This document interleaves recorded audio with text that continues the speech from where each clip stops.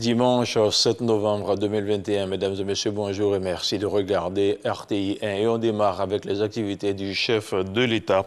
Hier samedi, le président de la République, Alassane Ouattara, s'est entretenu avec le vice-président de la République fédérale du Nigeria. Yemi Osinbajo était présent à Abidjan dans le cadre de la grande commission mixte de coopération ivoiro-nigériane. Le compte-rendu de Viviana Ima. Présent à Abidjan dans le cadre des travaux de la grande commission mixte ivoiro-nigériane qui se tient du 4 au 6 novembre, le vice-président de la République fédérale du Nigeria a eu un entretien ce samedi 6 novembre avec le président de la République Alassane Ouattara au palais présidentiel. Au menu de leurs échanges, les conclusions des travaux avec en point de mire l'accroissement de la coopération économique et sécuritaire entre leurs deux pays. Excellence, Monsieur le Président de la République, nous avons pu donc au sein de la grande commission de coopération signer 9 accords avec la partie ivoirienne concernant donc les affaires consulaires et migratoires, l'agriculture, la lutte contre la drogue et les narcotrafiquants et bien d'autres accords qui sont très importants pour le développement de l'Afrique. Nous avons également travaillé sur le renforcement du secteur privé de nos deux pays et ce qui est en train d'être fait maintenant va nous permettre d'aller plus loin dans l'avenir. Nous avons eu également à travailler sur les questions de sécurité, notamment la sécurité au Sahel. Mais j'aimerais aussi, Excellence, Monsieur le Président de la République, vous transmettre les salutations les plus fraternelles de votre frère et ami, Son Excellence, Monsieur le Président de la République fédérale du Nigeria, Buhari. Si les relations ivoiro-nigérianes ont pris leur véritable envol depuis une dizaine d'années, la coopération entre les deux pays est désormais en construction. 2 jours durant, plusieurs délégations d'experts ivoiriens et nigériens ont travaillé sur la redynamisation de la coopération entre les deux pays. La deuxième session de la grande commission mixte a ainsi permis la signature de 9 accords bilatéraux pour renforcer la relation entre la Côte d'Ivoire et le Nigeria dans plusieurs domaines. C'était en présence du vice-président nigérien et du Premier ministre Patrick Kachi. On retrouve encore une fois Alexis Ouedraogo. Établir l'état des lieux de la coopération ivoiro-nigériane et proposer des axes d'échange à travers l'adoption de projets d'accords multisectoriels. Voilà l'essence de cette deuxième session de la grande commission mixte de coopération ivoiro-nigériane. En tant que pays majeur de la sous-région au point économique, il est important que les deux pays collaborent pour leurs intérêts communs, mais également pour l'intérêt de la sous-région. La Côte d'Ivoire est leader dans la production de plusieurs cultures, le cacao par exemple, et le Nigeria pour le pétrole. Il est important donc que nous puissions collaborer à donc accroître la commercialisation de ces produits. Avant les assises, 2 jours durant, experts ivoiriens et nigérians ont travaillé à identifier les difficultés de mise en œuvre de l'existant pour dégager de nouvelles perspectives et élargir le champ de coopération, notamment sur l'agriculture, l'économie numérique, les affaires consulaires, l'immigration et les questions liées au trafic humain. Les deux pays portent des défis communs que sont le terrorisme, l'emploi des jeunes et la pandémie à coronavirus. La présente rencontre nous offre un cadre idéal pour discuter des défis de notre coopération, la concrétisation des différents accords commerciaux qui existent entre nos deux pays et leur mise à jour en vue de prendre en compte de nouvelles priorités, une plus grande implication de nos secteurs privés respectifs dans des projets communs actuellement en cours, aussi bien dans les secteurs du ciment que dans les secteurs et les perspectives du secteur du pétrole et de l'énergie.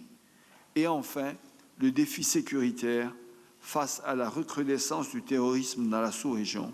Notons que la première édition de cette session s'est tenue à Abuja en août 2013.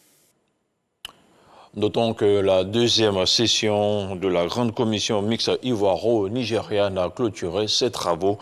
Les deux gouvernements ont décidé de booster leur secteur privé respectif à travers la signature d'une lettre d'intention entre la Confédération générale des entreprises de Côte d'Ivoire, CGCI, et l'Association des industriels du Nigeria. Les gouvernements ivoiriens et nigérians se sont félicités au terme des travaux qui ont duré du 4 au 6 novembre de la bonne tenue de ces assises, conformément à la volonté et aux instructions reçues des présidents ivoiriens Alassane Ouattara et nigérian Muhammadu Buhari. Ils ont aussi réaffirmé leur engagement à consolider les acquis de leur coopération pour une meilleure prise en compte de nouveaux axes. On écoute ici la ministre d'État, ministre des Affaires étrangères, Kandia Camara. Au thème des travaux, les deux chefs de délégation ont procédé à la signature de 9 accords. 10 projets d'accords sont en cours de négociation et 10 nouveaux projets d'accords ont été initiés, ouvrant ainsi de nouveaux axes de coopération. Ils ont également procédé à la réactivation du mécanisme de suivi des accords signés, intitulé Commission spéciale de mise en œuvre, CME, et de suivi. Les deux parties se sont réjouies de la qualité des travaux de cette deuxième session de la grande commission mixte de coopération ivoiro-nigériane et ont réaffirmé leur engagement à œuvrer à la consolidation des acquis et au renforcement des liens d'amitié et de coopération.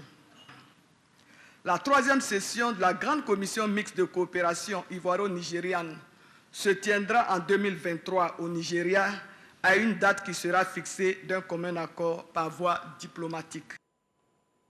On parle maintenant de santé en provenance de l'Espagne, de la Finlande et de l'Islande. 432 000 doses de vaccins AstraZeneca ont été réceptionnées jeudi dernier par la Côte d'Ivoire. Il s'agit d'une opération de l'initiative COVAX. Ces doses permettront à la Côte d'Ivoire d'augmenter l'offre de vaccins afin de permettre à chaque Ivoirien de se faire vacciner. Noël Dagnogo, Franck Kodio pour le commentaire. Le gouvernement ivoirien ne baisse pas les bras dans la lutte contre le coronavirus. 432 000 doses d'AstraZeneca ce jour, en provenance de l'Espagne, de la Finlande et de l'Islande.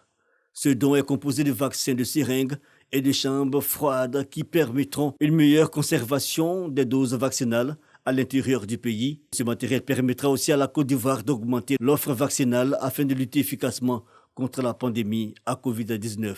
Pour l'Espagne, il s'agit du premier don de vaccin en direction de l'Afrique, ce dont vient renforcer le lien de coopération entre les deux pays. L'Espagne est heureuse aujourd'hui de pouvoir soutenir les efforts du gouvernement de la Côte d'Ivoire dans sa lutte contre le Covid-19. Et ça nous fait plaisir que le pays choisi soit la Côte d'Ivoire, un pays frère, un pays ami, un pays partenaire. Nous avons là la preuve d'une solidarité au niveau international, d'appui au pays dans le cadre de la lutte contre la Covid-19. Un geste qui vient renforcer le mécanisme COVAX pour renforcer la disponibilité en vaccins. Les résultats de la vaccination suivent, ils sont meilleurs que dans d'autres pays et c'est un cercle vertueux qui permettra à la Côte d'Ivoire de sortir de cette pandémie de la Covid. Des doses réceptionnées par le représentant du ministre de la Santé, de l'OMS et du représentant du ministre d'État et des Affaires étrangères, ainsi que de l'UNICEF. C'est une pandémie mondiale et donc la Côte d'Ivoire seule ou un pays seul ne peut pas guérir sans le mécanisme international et la solidarité internationale. Et donc nous saluons ce geste qui vient renforcer nos doses. C'est l'occasion pour moi de lancer un appel à la population et donc demander à cette population de se faire vacciner, de faire confiance au gouvernement ivoirien, aux autorités ivoiriennes qui leur donnent l'occasion de se protéger et de protéger leur famille contre cette pandémie. À ce jour, la Côte d'Ivoire a reçu plus de 7 900 000 doses de vaccins, dont 2 808 290 doses d'AstraZeneca dans le cadre de la politique nationale de prévention et de lutte contre la pandémie à coronavirus.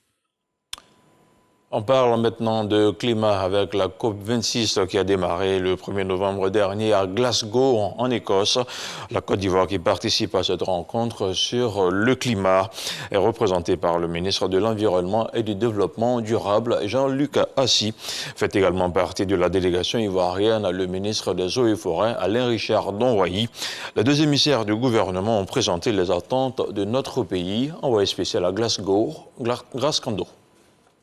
La Côte d'Ivoire, pays partie à la Convention cadre des Nations Unies sur les changements climatiques, veut se donner les moyens pour respecter ses engagements en matière de résilience. Le pays participe à la 26e conférence des parties à Glasgow en Écosse. Les ministres Jean-Luc Assy et Charles Donwayi ont défini les attentes de la Côte d'Ivoire à ce rendez-vous du climat. Nous avons en matière de forêt à passer de 9,2% de couverture forestière à 20% d'ici à 2030. Et des engagements que nous avons pris et qui sont tout à fait déterminés. Et nous allons faire en sorte que ce programme-là soit financé. Il nous faut 616 milliards de francs CFA environ pour financer sur 10 ans notre politique forestière. Ce que nous attendons donc de cette COP, c'est qu'on reparte ici avec des résultats concrets.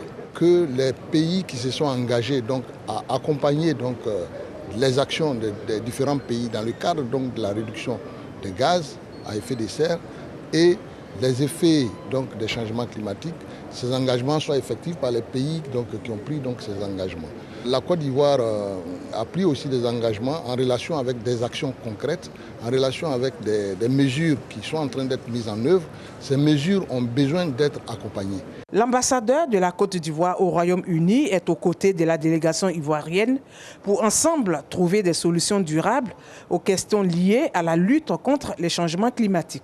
La Côte d'Ivoire se réjouit de prendre part à cette COP qui va contribuer à prendre des engagements plus fermes. Qu'en tant que pays en développement, nous ne sommes pas les plus grands pollueurs en fait. Mais nos économies subissent de plein fouet les effets des changements climatiques. Et il est important pour nous de pouvoir être à ces assises et recueillir le plus grand bénéfice pour le bien-être de nos populations. Au cours de la COP26 à Glasgow, la Côte d'Ivoire mettra l'accent sur 5 thématiques: l'adaptation, l'agriculture, la transition énergétique, le transport et la finance. Place à présent à l'actualité internationale. En Irak, le Premier ministre Mustafa al-Kazimi a été la cible d'une attaque, d'une tentative d'assassinat ratée dans la nuit de samedi à dimanche.